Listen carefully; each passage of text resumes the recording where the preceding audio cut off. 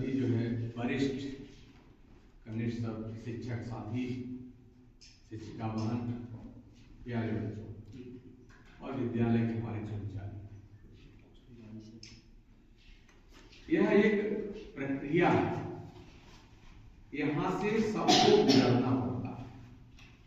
जैसे अगर कोई परीक्षा न दे तो क्या होता है, वो उसी कक्षा में रहता है। तो आगे बढ़ने के लिए परीक्षा देना अनिवार्य है। और परीक्षा जब आदमी देता है तो सोचता है कि हम उत्तीर्ण होंगे तो अगले कक्षा में जाएंगे, और उत्तीर्ण नहीं हुए तो उसी कक्षा में रहेंगे। तो दोनों के लिए, जैसे अभी कुछ बच्चे ऐसे भी हैं जो फेल भी हुए होंगे किसी कारणवश, क्यों पहले कुछ फेल भी होंगे, जो परीक्षाएं छोड़ दिए या कोई अन्य कारण रहा होगा, तो हम उनके लिए भी ये समझ लो कि जो फेल भी हुए हैं वो फेल नहीं हुए, उन्होंने भी सीखा साल भर और परीक्षा दिया या नहीं दिया तो वह भी परीक्षा का एक अंग है। परीक्षा छोड़ देना या परीक्षा छूट जाना ये आपके जीवन की परीक्षा है। जैसे हमें याद है एक बच्चे का पैर टूट गया, तो जिसकी वजह से वो परीक्षा नहीं दे पाया, तो यह भी तो जीवन की परीक्षा है और एक विद्यालय की परीक्षा है। तो परीक्षा तो हमारे जीवन में चलती ही रहती है। जो विद्यालय में नहीं पढ़ते हैं उनके भी जीवन में बहुत सारी परीक्षाएं आती है। तो हमेशा एक चीज ध्यान रखिए कि परीक्षा से घबराना नहीं है, परीक्षा को अच्छे से तैयार हो करके, तैयारी करके देनी है, तभी हम ऊंचाई पे चढ़ेंगे। स्कूल में बच्चे तो बहुत हैं, लगभग 1000 के आसपास हैं, लेकिन यहाँ कम बच्चे आए हैं, कम बच्चे आए हैं। तो यह समझो कि ये बच्चे उस भीड़ से कुछ खास है, जो नहीं आए हैं उनसे आने वाले बच्चे कुछ खास हैं। और जो परीक्षा दिए उसमें से भी ये 6 बच्चे खास हैं। नम्रता कक्षा 6, गिरेंद्र क्यों नहीं आया, तो आपका बेटा है, तो इनको भी बधाई ताली से उसको निवालाना था। और योगेंद्र सिंह, दीक्षा, मधु गुप्ता और बंदिता, ये वो बच्चे हैं जो परीक्षा में सर्वोच्च अंक प्राप्त किए कुल मिलाकर हर विषय का। तो इनको जो आए हैं उन्हें भी, जो नहीं आए हैं उन्हें भी हमारा बहुत बहुत आशीर्वाद और शुभकामना है। यह कोई अंतिम नहीं है टॉपर की सूची, अभी इसमें से इस सूची को एकदम नकार सकते हो, बदल सकते हो, लेकिन इसके लिए 2 चीजें चाहिए। एक तो ये आज ही दृढ़ होना पड़ेगा कि अब अगली जो परीक्षा होगी, अगली जो कक्षा में हम प्रवेश कर रहे हैं, इसमें टॉप हम करेंगे। ऐसा एक दृढ़ निश्चय करना पड़ेगा। और उस दृढ़ निश्चय पे करने के बाद दूसरा काम मेहनत करना। और मेहनत 1-2 दिन करने से कोई टॉप नहीं करता। प्रथम दिन से लेकर के आखिरी दिन तक जो मेहनत करता है वह फिर टॉप की सूची में पहुंचता है। तो प्रथम दिन आपका 1 अप्रैल है। अब अगले कक्षा का प्रथम दिन क्या है? 1 अप्रैल। तो 1 अप्रैल से कॉलेज चलेगा। समय होगा 7:30 बजे से 1:30 बजे तक। अब यही समय चलेगा। अभी जैसे आया ना 9:30 से चल रहा था, अब ये 7:30 से हो जाएगा। तो 1 तारीख से आप लोग भी आइए, और जो आपके इष्ट मित्र आसपास के लोगों उन्हें भी सूचित कर दीजिए कि 1 तारीख से क्लास चलेगा। अगले कक्षा में आपका नाम लिख जाएगा। और जो शुरू में नहीं आएगा 3 दिन, उसका नाम खारिज हो जाएगा उस कक्षा से। फिर आपको एक प्रक्रिया से गुजरना पड़ेगा। री एडमिशन का फॉर्म लोगे, उसका शुल्क दोगे, फिर फीस दोगे, फिर नाम लिखा जाएगा। इन सब से बचना है तो आपको 1 तारीख से कक्षा शुरू कर देनी है। एक चीज पिछले साल भी देखा गया था, अब शासन जो पढ़ाई है, जो हमारा पाठ्यक्रम है, उसको 12 महीने में विभाजित कर दिया है कि किस महीने में कौन सा पाठ पढ़ाया जाएगा, किस महीने में छुट्टी रहेगा, किस महीने में छमाही परीक्षा होगी, किस महीने में सालाना होगा, कब प्रैक्टिकल होगा, ये सब निर्धारित रहता है। एक शैक्षिक पंचांग वो ऑनलाइन सबको उपलब्ध करा देता है। अब देखो, जो अप्रैल में नहीं आएगा, टीचर तो अप्रैल का कोर्स पढ़ाएगा, मई में मई का कोर्स पढ़ाया जाएगा, और जो बच्चा नहीं आया, अब वो जुलाई में आ रहा है, तो अप्रैल मई का कोर्स तो खत्म हो गया।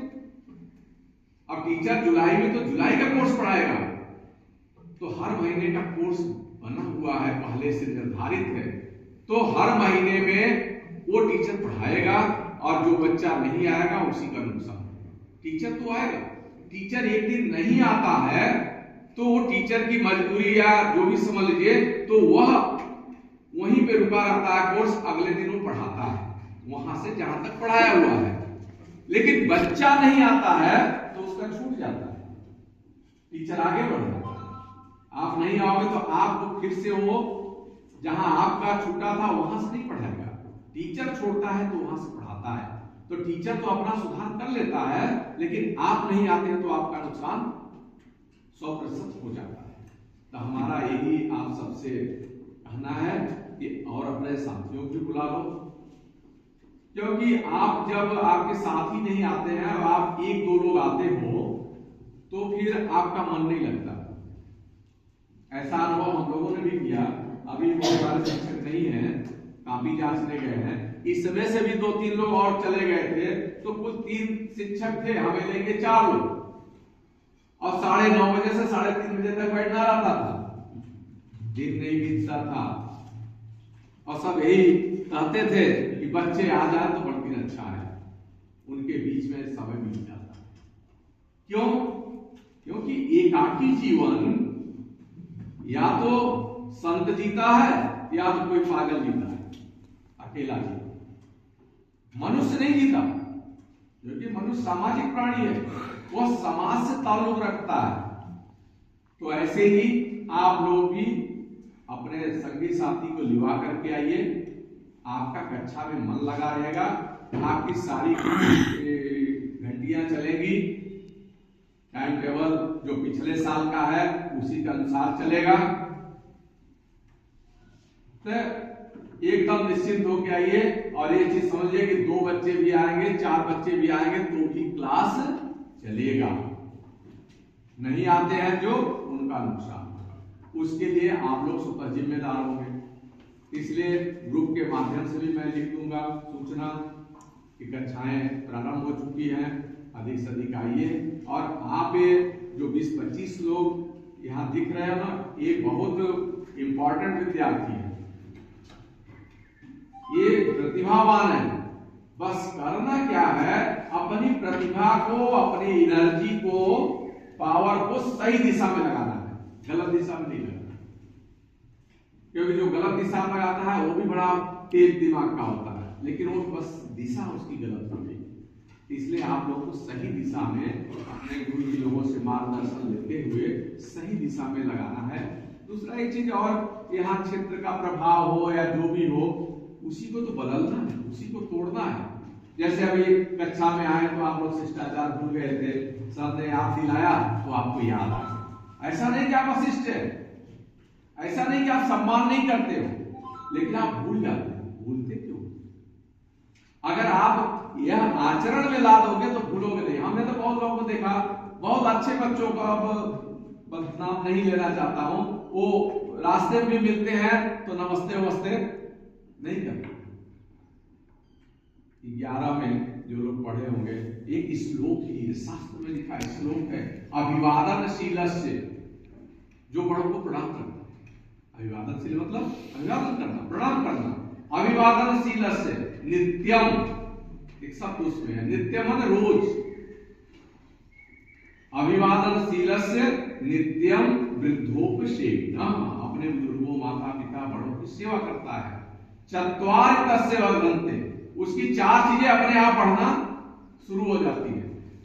आयु, उम्र, विद्या, यशो, प्रसिद्धि, बलम, ताकत। ये 4 चीज अपने आप मिलती है। तो इन 4 चीज के लिए बहुत लोग होते हैं। एक विडंबना हमने देखी है और आप लोग भी जानते होंगे, बहुत लोगों को के अंदर यह भावना है कि हम मांस खाएंगे तो हम बलवान हो जाएंगे। मछली खाएंगे, बकरा खाएंगे, मुर्गा खाएंगे, तो क्यों खाते हैं? उनको लगता है कि इसको खाने से ताकतवर हो जाएंगे। इसको खाने से ताकत नहीं आती, इसको खाने से चर्बी बढ़ती है, मोटापा बढ़ता है, ताकत नहीं बढ़ती। ताकत तो आत्मा में होती है और आत्मा से उसका कोई लेना देना नहीं है। बल्कि उस मुर्गा, बकरा, मछली को जो रोग है, आप क्या कोई मुर्गा बकरा खाता है तो मांस का क्या डॉक्टर से या टेस्ट कराता है क्या कि इसको कोई रोग था कि नहीं था? कुछ नहीं, खाया और उसका रोग भी अपने अंदर बुला लिया। तो ताकतवर वही है जिसके अंदर आत्मबल है। तो ऐसे ही बच्चों, आप लोग आत्मबल से कार्य करो। आपका मुकाबला दुनिया में कोई कर नहीं सकता। तेरी ढेर सारी शुभकामना और शिक्षकों को भी बहुत बहुत बधाई सत्र के अवसान का और नए सत्र के पूर्व संध्या। सबको बहुत बहुत शुभकामना है। सबका जीवन खुशहाल हो और खुशहाल हमारे विचारों से होगा। हम अच्छा सोचेंगे, अच्छा ही होगा। चाहे जीवन में जो दुख सुख आता रहे, दुख सुख का आनंद से कोई लेना देना नहीं होता है। आनंद तो केवल हमारे सोच से होता है। क्योंकि कभी कभी हम रात के अंधेरे में एक परछाई को भी देख करके अगर यहाँ सोचे कि यहाँ कुछ भूत है, प्रेत है, तो हम डर जाते हैं, जबकि वहां कुछ होता नहीं है। केवल हमने एक सोच लिया कि भूत है, तो सोच से भय आ जाता है और अपना सोच अगर हम ना सोचे तो हम निडर करते हैं। तो अपनी सोच सही रखते हुए इन्हीं के साथ मैं अपनी बात को एक समाप्त करता हूँ। पुनः आप सबको बहुत बहुत हमारी तरफ से आशीर्वाद है और ये इसमें से जो भी आया है उसका मार्कशीट दीजिए।